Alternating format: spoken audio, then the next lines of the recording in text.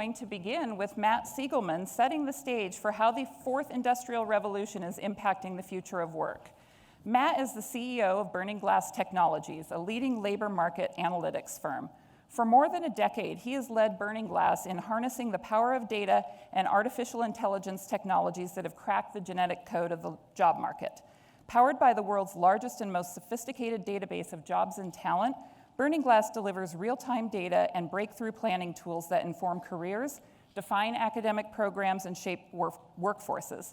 Burning Glass has helped to fill millions of jobs, and its data drive initiatives for more than a dozen state and national governments. Matt is consulted frequently by national media, by researchers, and industry leaders. He served previously with McKinsey & Company and Capital One. He holds degrees from Princeton University and Harvard. Please join me in giving Matt a warm Idaho welcome. Standard green button.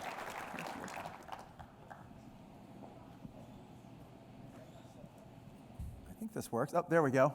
Great. Thank you so much. It's such a pleasure to be here in Boise. I'm usually in Boston, so we got on the plane last night from Boston to Boise. I think the gate agent looked at that and said, wait, oh, it looked almost the same. Doesn't look the same at all, and it's wonderful to be here. I want to say thank you before I get started to the Idaho Workforce Development Council and to the education, the educators in the room, to the Business Education Council, excuse me. This is such an extraordinary gathering in a way. I spent a lot of time around the worlds of education and workforce, and we'll talk a lot more about that in a minute.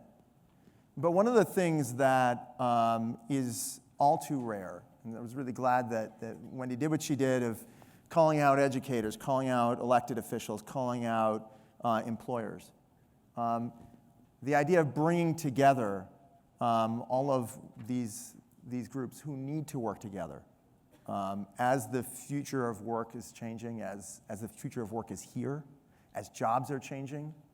The notion that this requires coordinated effort, across groups, across silos who don't normally talk to each other is incredibly important. And the fact that you're all here together in the same room is incredibly powerful. So thank you for the chance to join you in such an important event. Now, I know the subject of what we're covering today is the future of work. And future of work sounds pretty future, as the name would imply. But one of the things which I hope you'll come to appreciate from some of what I'll be able to share with you today is that a lot of the changes that we sort of think about as maybe 5-10 years down the road are already very much here.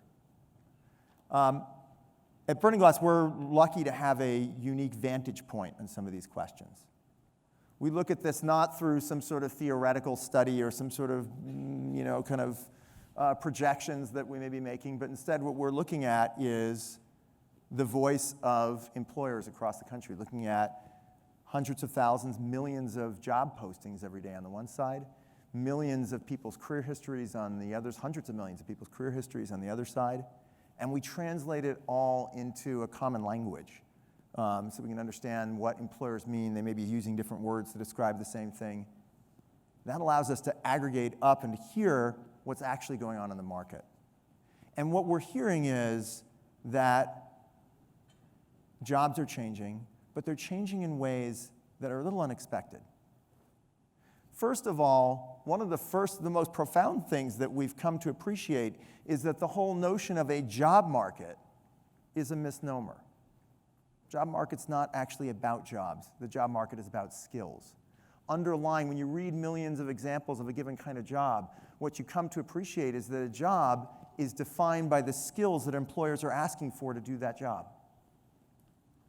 Essentially, the skills form a kind of a DNA, the skills and qualifications and the like. If a job is a bundle of skills, then we can start to understand a lot more about how jobs are changing, where the dynamism is, but also how jobs relate to one another, and therefore where the opportunities for mobility exist. Now, it's not surprising to hear, perhaps, that the skills underlying jobs are changing, and they're changing pretty fast. In fact, here's some analysis from our data set by a Harvard economist named David Deming, who found that there are some occupations, not just in tech, but you can see a broad range of them, where literally, if you were to look today at the job requirements that employers are articulating today versus what they articulated 10 years ago, where literally 40% of the job requirements are different today over the space of just a decade. Now, just to put that in perspective, right, job markets, right, if we're thinking about this as a job markets, any economist will tell you, tend to move at these kind of tectonic paces of a couple % a year. So if literally almost half of what is involved in doing a job is different today from a decade ago, that is a profound rate of change, and it challenges the kind of education and training infrastructure that we have today to prepare people for jobs and to make sure that people in jobs today can stay relevant. Now, we're used to sort of thinking about this skill change as really about tech change, right? The technology's change, we gotta run to keep up, but fundamentally the job is the job. But what we're actually finding is something, again, even more profound. We're finding increasingly that jobs are blending skills in ways that we never would have seen before. Take, for example, a marketing manager. Now, most of us probably know people who went into marketing, tend to be right-brain folks. Increasingly, marketing managers are being asked to be able to manipulate customer data. So a marketing manager, as an example, nationally makes about $76,000 a year. You just take one of the most basic tech skills and insert that in a marketing manager job, SQL, right? Just be able to draw a query from a customer database. That job went from $76,000 and being pretty easy to fill to paying $101,000 and being really hard to fill. So increasingly, we're seeing those skills from different domains. You're seeing here two examples of jobs from the data economy, one an accountant and the other a data scientist. It's actually an apt comparison, by the way, because it turns out that accountants were the data scientists of the 19th century. You know, like everyone today wants to claim that they're a data scientist or wants to be a data scientist. Well, it turns out at the beginning of the Industrial Revolution, before the Industrial Revolution, there was no need. Firms were run out of the gold in the proprietor's purse. You didn't need to have a mastery of abstruse concepts like long division. So you wound up with accountants being born. But these two jobs aren't just separated by their epoch. When you look at the skills, right, what's the DNA of this job? An accountant is being defined increasingly, basically by accounting skills. Well, that was pretty obvious, right? When we look at a data scientist, you would expect that a data scientist is being defined by her data skills.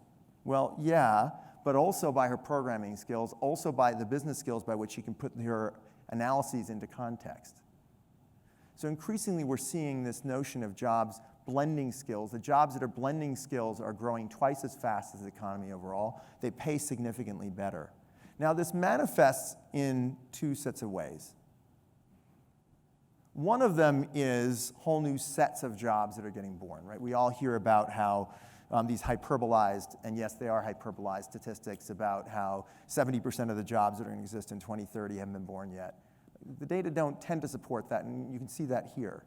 Yes, you are seeing on the left side of this page a birth of a whole new set of jobs that didn't exist when we were kids, right? So you'll see at the bottom, everyone wants to be a data scientist. Last year, there were 25,000 job postings for data scientists. There were 150 just 8 years ago, right? So yes, these jobs are coming out of nowhere. But the bigger story here is not the data scientists and UI UX developers and social media strategists and all those other kind of newfangled jobs. The bigger story is what you're seeing on the right side of the page. In 2012, there were only 13 occupations that had strong demand for data analytics skills.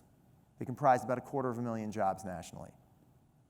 Last year, that had grown from 13 occupations, which had that strong value on data analytics skills, to 32, so almost trebling, and went from 270,000 postings to almost 900,000. Right? So what you're seeing is the sets of skills are growing much faster than the sets of jobs. In other words, the skills that we need to do jobs are changing.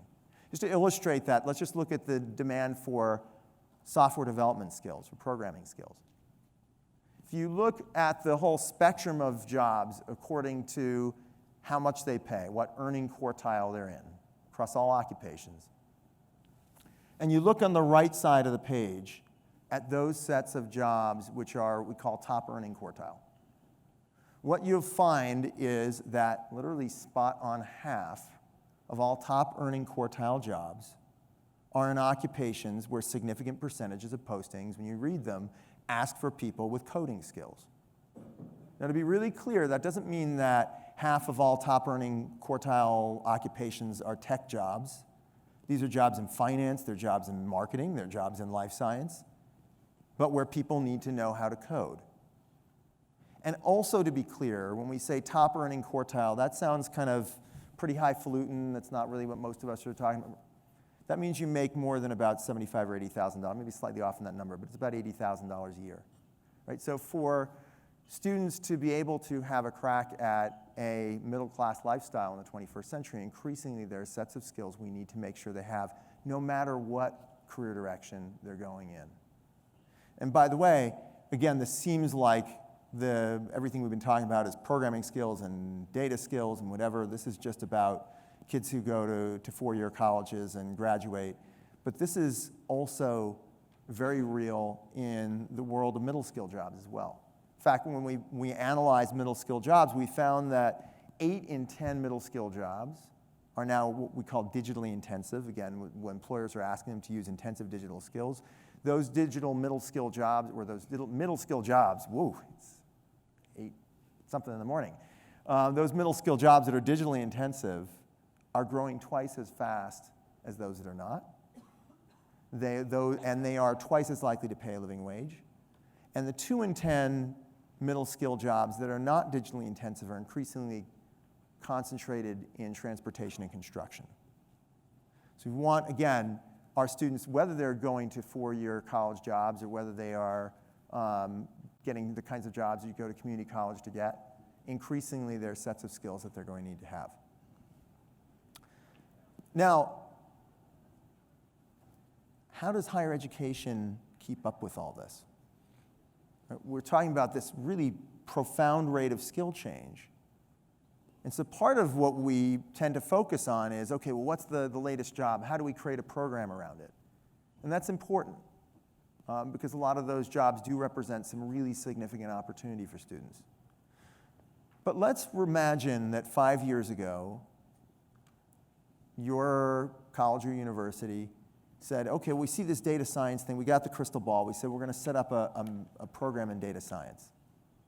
Well, at the same time that data science jobs have grown threefold, one of the things that we've seen, or data analytics jobs have grown threefold, one of the things that we're seeing here is that the skills within the job have been changing a whole lot faster. So, right, those jobs grew threefold, but demand for data visualization skills, for example, within those jobs grew 26-fold. Demand for big data architecture skills grew between 8 and 20-fold for some of the key skills in that job, right? So the curriculum that you would have in place just 5 years ago, you're not even up to accreditation review, and it's already out of date. So this creates some really significant challenges, and I want to I promise I'm not going to be a downer for very long, but I think it's important to level set about some of the kind of challenges that traditional infrastructure for training and education face. So first of all, one of the things that we've come to appreciate is that a degree is no longer a guarantee. We've done a bunch of research looking at the trajectories, again, from tens of millions of resumes. What happens to students when they graduate? Do they wind up in a job that requires their degree, or do they wind up in a job that you actually didn't need to go to college to get? One of the things that we found, first of all, that's startling and very alarming is that even in this white-hot economy, more than 4 in 10 recent college graduates, four-year graduates, wind up in jobs that didn't require their degree. Now, for a lot of us who grew up in different times, right, we're used to kind of the idea of, well, it's okay, look, you'll figure it out. You'll work your way through something, you'll get into a better job over time. But that doesn't actually correspond with how the economy seems to work today. One of the things we did, we looked at what happens to those people across their career histories. And we found that people who start out underemployed are much more likely to stay underemployed. Specifically, people who started out in a job that didn't require their degree, 2/3 of them are still underemployed after just 5 years. 3/4 of those are still underemployed after a decade. Right? So once underemployed, always underemployed.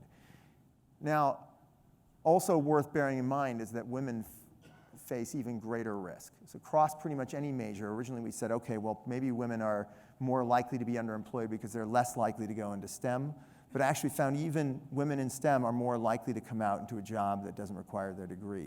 And when you sort of think about it, we're often used to hearing about the gender pay gap as being explained by lifestyle preferences, but I don't know about you guys, but I don't know of too many 22-year-olds who are yet at the stage where they're prioritizing family. So this is a real problem, and it often sort of relates to the kind of information that students have, what kind of networks they have to get them the kind of information that helps guide them. And you can see that here in the kind of choices that people make about majors. Majors matter a lot in terms of whether you're prepared for work. Excuse me.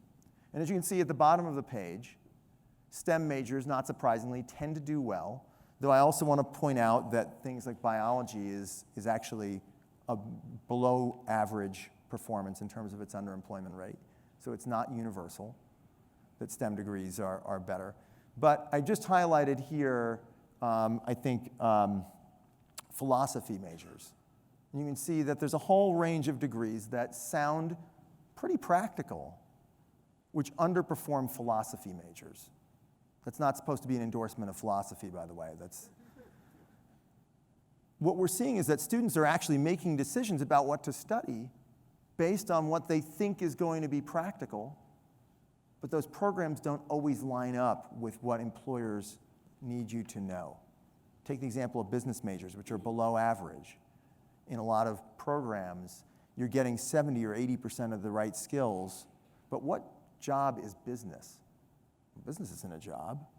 There's a lot of different kinds of jobs within the scope of business, but a lot of business programs don't necessarily provide people with those kinds of, that kind of orientation. At the same time, lest we think, okay, well, all we need to do is just make sure everyone majors in STEM, I also want to point out that STEM degrees, it turns out, obsolete really fast. Again, this is from Harvard economist David Deming, looking at our data, and what he found was, he said, this doesn't really make any sense. He said, when I look at the number of people who are in STEM programs and the demand for STEM jobs, it should even itself out. Why is there a STEM gap? What we found is that there's a STEM gap because people drop out of STEM, not drop out of their programs, they do that too, but they drop out of STEM jobs. What we found was that when you look at the rates of skill change going on, the skills are changing really fast. When you first come out of school, you get about a 50% premium to those who didn't go into STEM because you're renting out really high market value skills. But the skills change, so you never actually get a premium for being a master of them because you can't be a master of a skill that's only existed for a year or two. And so the best qualified STEM people often leave STEM into other disciplines, and that's a real problem. At the same time, we know that the world of sub-BA students is also challenged in the future of work. Because increasingly, again, even in this economy, a range of jobs that used to be available, good jobs for middle-skilled workers, are increasingly requiring college degrees. You can see here even jobs like construction supervisors, where nationally 47% of job postings are asking for construction supervisors to have a college degree. And when you look at the jobs that are projected to be most likely to be automated away, sub-BA jobs, both middle skill and lower skill jobs, have a much higher automation risk in the future of work. Now, we've got a really important infrastructure for addressing this, and that infrastructure is represented in this room. I'm so glad it is, and that's America's community college system. Community colleges serve an incredibly important role in being able to upskill and reskill people for the future of work. But one of the things we have to first contend with is the fact that most community colleges were built around the idea of degree transfer. Okay, you go, spend 2 years, get a transfer degree, you go on, get a 4-year degree, and then you'll be ready. And for those for whom it works great, and it's incredibly important and powerful. But as you can see here, that roughly 60% of conferrals from community colleges are in degree transfer programs. The National Student Clearinghouse says only about 6% of people who start out in a degree transfer program actually complete a 4-year degree in a modicum of time, right? Meanwhile, there's a lot of really powerful workforce training programs and others that can help people in community colleges make their degrees more valuable. Similarly, one of the things that we see as well, we spend a lot of time looking at the world of industry-recognized certifications, particularly around CTE programs, and I know Idaho has invested considerably in CTE in some really progressive and smart ways. One of the things that we see overall, though, nationally, is that the certifications that CTE programs produce often are out of line with the certifications employers demand. So you can see on the left that literally about, and this is from a 50-state analysis that we did for the Excel and Ed Foundation, we found that most of the certifications that are, almost all of them in fact, that are being produced most frequently by CTE programs are of low demand by employers. And conversely, there's a lot of certifications out there that are in high demand by employers that unlock careers that pay really well, and yet we don't produce those certifications. So making sure we get this right, what are the careers, what are the certifications that employers need that unlock good, high mobility jobs is key. By the way, I've noticed a bunch of people taking pictures, which you're absolutely welcome to do, but you're also welcome after the panel to just give me your email address and I'd be glad to send you the whole presentation. So feel free. So with all of that downer stuff over, okay, so I just wanted to, I think it was important to level set about the kind of challenges that we face when we are in an environment where the skills change so fast. The good news here is not only that we can keep up, but we actually can get ahead. We can not only make sure that students and workers stay valuable, but that they become more valuable. But to do that requires a new kind of agility, requires a new set of skills and a new way of thinking about skills. I want to go back to talking about 4-year degrees and the kind of underemployment they have and the kind of employment prospects that people have. Here's an example of psych majors. It's one of the most popular majors in America. Nationally, about 5 years out, your typical psych major is making $42,000 a year. Now, a lot of times psych majors get this kind of this advice that, hey, well, go and get a consumer marketing degree or get some marketing minor because that will, you understand consumer psychology. It makes sense. Actually, it turns out that a psychology major with marketing skills makes less.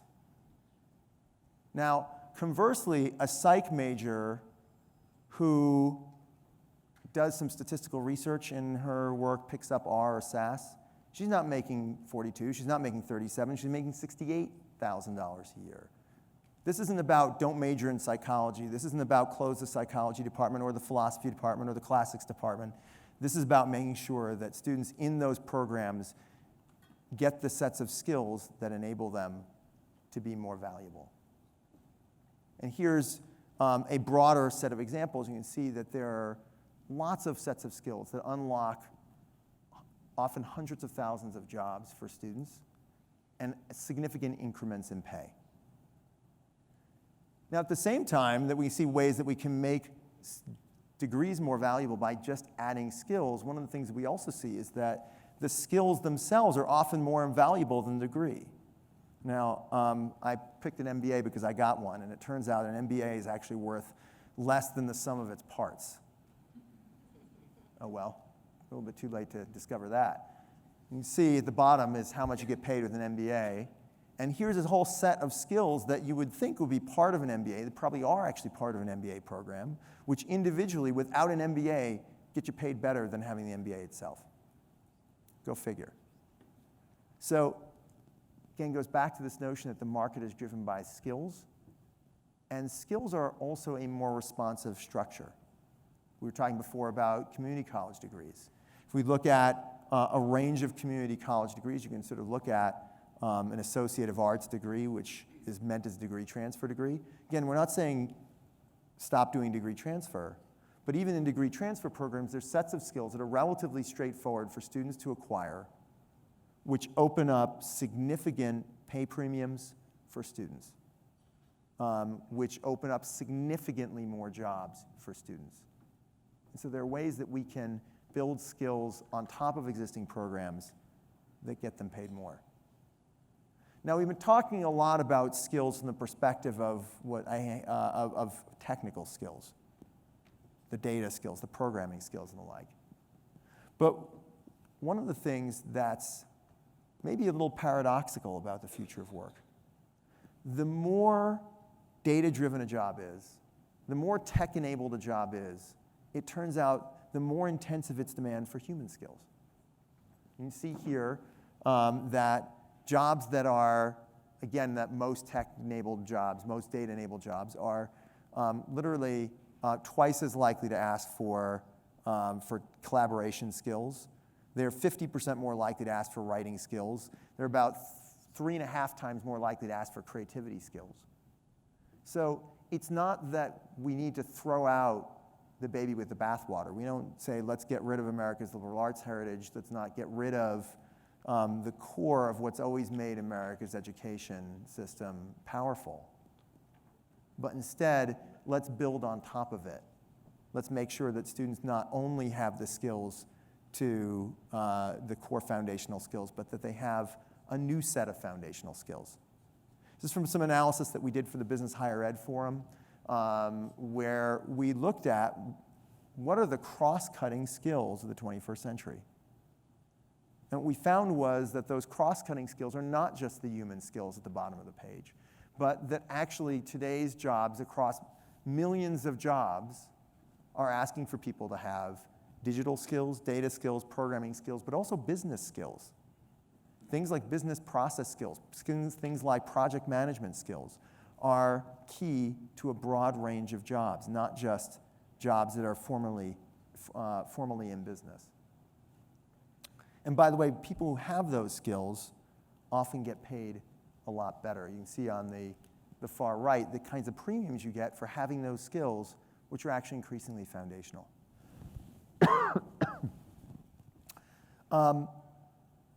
We learned another thing as well. When we think about foundational skills, we all think about a pyramid, right? That's the foundation. You build up from there. The mental image I always have when I think about foundational skills, I know about you, is of the USDA food pyramid. Right? You got the carbohydrates down at the bottom. The important stuff's the protein, that's at the top. That's the technical skills. Turns out, it's the exact opposite of how the job market works. What we found is that the further north somebody travels in her career, the greater demand there is for, the greater relative demand there is for human skills. So by the time you are a manager level or above, or you're a senior within a technical role, you are 50%, there's 50% more emphasis on foundational skills than on technical skills. For some specific ones, as you can see, like these kind of business enabling skills, it's literally 150% more likely. So the core foundations that we develop are key to making sure that students have the agility to be able to continue to reinvent themselves. They have the skills to acquire new skills and to rise. So if we're saying that the skills matter, which ones? And how do we figure it out? It turns out here again that there's ways of actually being able to track that, of being able to figure out which ones actually matter. This is a nice, easy to use 2x2 matrix of how to focus in on the sets of skills that really open up this most opportunity in the 21st century economy. And that depends on really just two dimensions, right? One of them is at the bottom, how hard is this job to fill today? And then how fast is it growing, right? That's really straightforward, really simple. The jobs that are already hard and projections show are growing really fast, not a surprise. Those are the jobs that are going to knock over the apple cart. When you can take a step back and think about it in those simple terms, you can realize that that's the sets of skills that you really want to focus on. There's a lot of skills we want to make sure our students know how to do, but how do we make sure they have the most opportunity? Focus on the skills that we call the disruptive skills. That's the top right. And just to illustrate that, what I'm showing here is the world of data science skills. Data science skills, we generally assume, are all really valuable, and they kind of are. You can see even in a spectrum like that, there's some which are worth more than others. It also means that we need to make sure that we are being really comprehensive about how we define the skills for a job, and not just thinking about the obvious ones. This is an example of a job for a graphic designer. What you're seeing in the top right here are sets of skills that we all tend to think about as the skills that a graphic designer needs. She needs to know Adobe Suite skills, maybe some web development, some design skills. Okay, fair enough. And most curricula, most training curricula, kind of get those right. The two places where we tend to forget about stuff is on the bottom right and the top left. The bottom right tends to be skills that aren't even graphic design skills at all, but are actually in high demand in graphic design jobs. Turns out that, not surprisingly, graphic design jobs are project-based work. A lot of graphic design jobs ask for people to have project management capability and budgeting capability. It makes all the sense in the world. But there aren't a lot of curricula that teach those skills, and so much so that graphic designers who have project management skills or have budgeting skills get paid a lot more than those who don't. Right? This is not, let's steer people to a different occupation. To make sure they've got the skills to really be successful. In the top left, you're seeing the sets of skills that give people specialization, that allow people to pick up those emerging skills that are really rapidly growing. There's another way as well that we can take a look at how jobs are changing. And that's to actually track the bellwethers, to track the kinds of companies who are leading edge in a field. This is an example of two car manufacturers. You've got GM on the right, Tesla on the left. Now, both of them hire a lot of mechanical engineers, and these are the skills that they ask for their mechanical engineers. And there's a fair amount of overlap, as you might imagine. But on the other hand, there's actually some pretty profound differences here. The GM mechanical engineers are being asked for core electrical engineering skills, Microsoft Excel skills, systems engineering, engineering support. The Tesla engineers on the left are being asked for simulation skills, for product development skills, for design skills, for mechanical design skills, for 3D modeling skills. In some ways, it's almost a different job. So if what you're trying to do is to develop programs not for where the market is today, but for where it's going to be, there are bellwethers that you can track.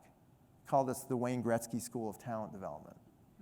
Skate to where the puck is going. This works geographically as well. I was looking just this morning in our database at jobs in Boise, and obviously Boise's had a really tremendous growth of the tech economy here.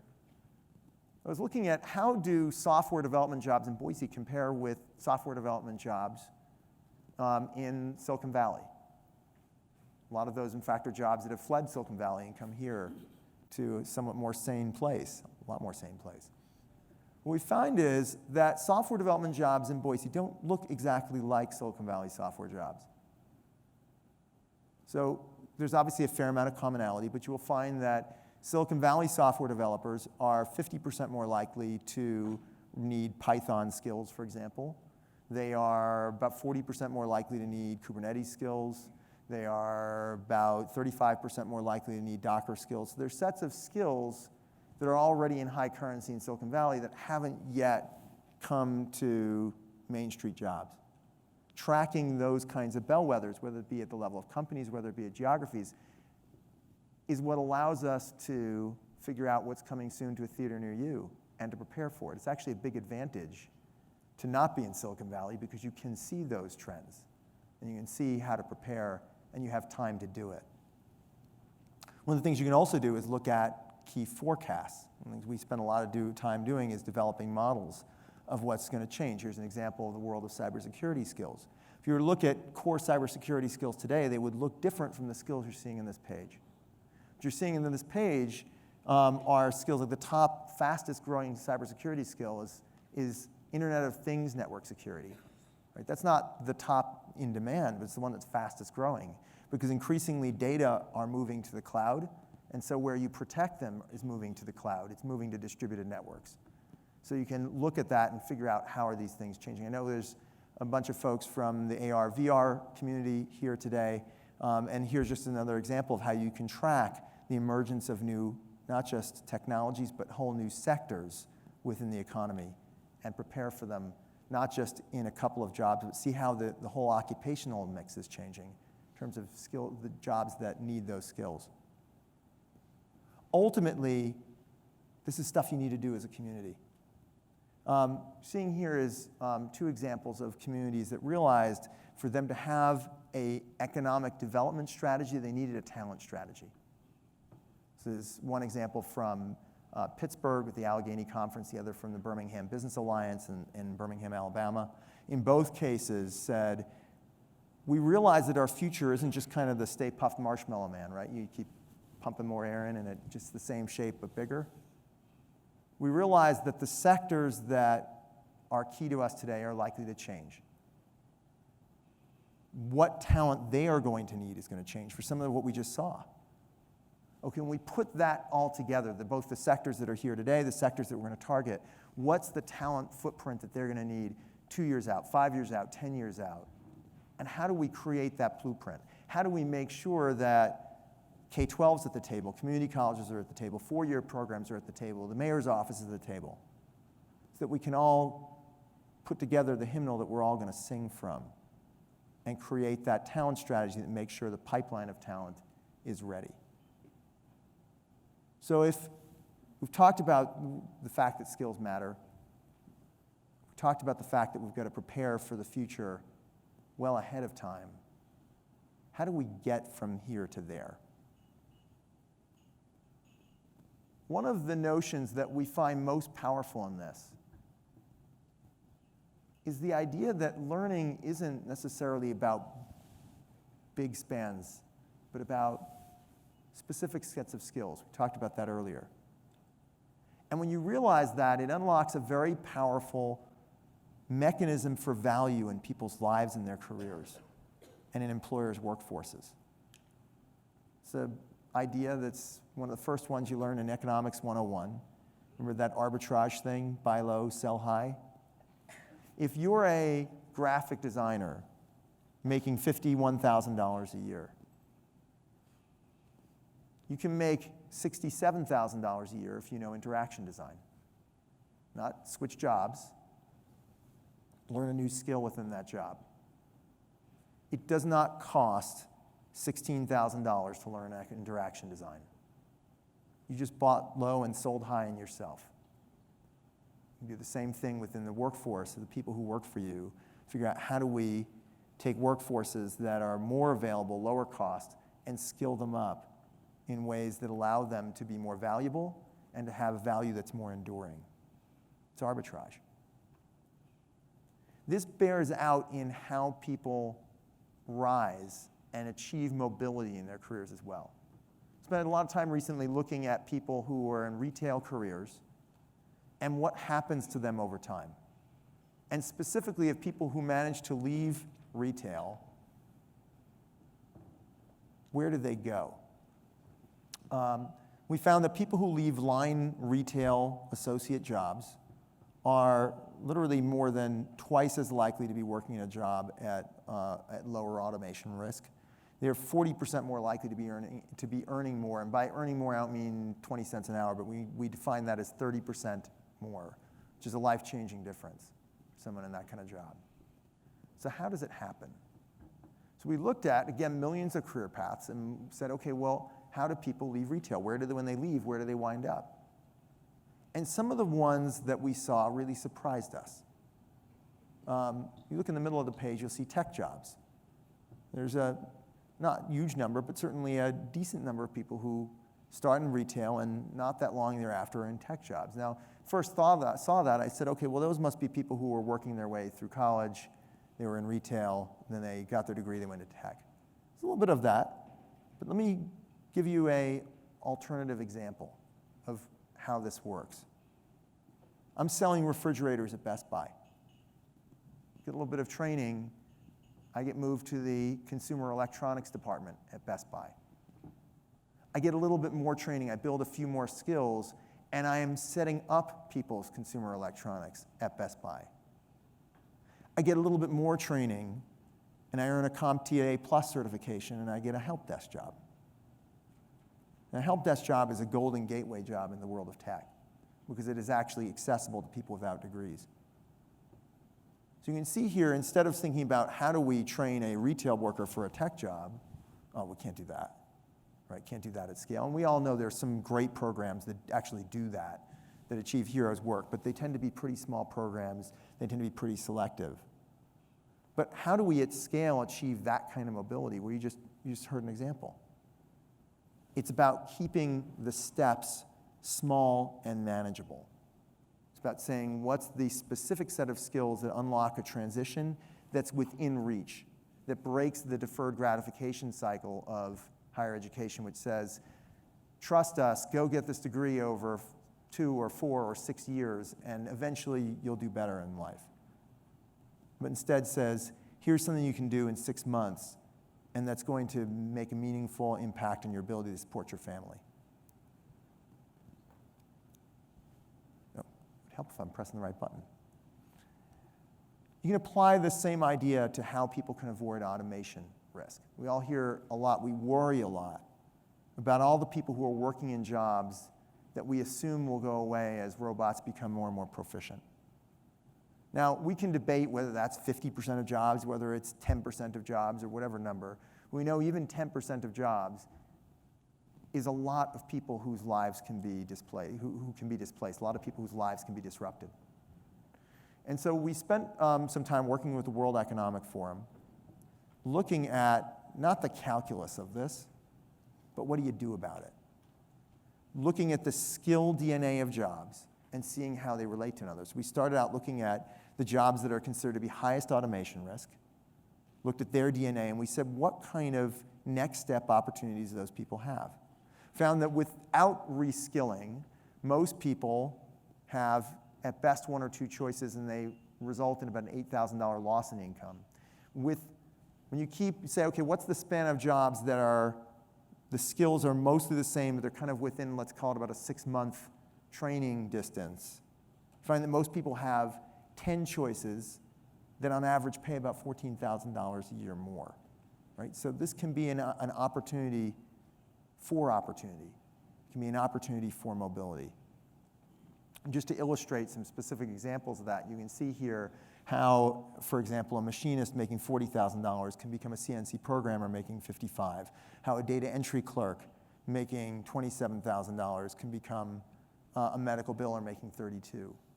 $5,000 may not sound like that much. If you're making $27,000 a year, $5,000 a year is a lot. It's a big step.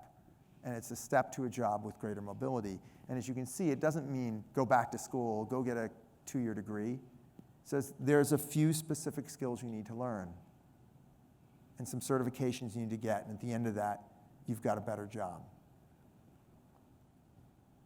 By the way, this is something that pays back, not just for the worker herself, but actually for the employer community, for the government community.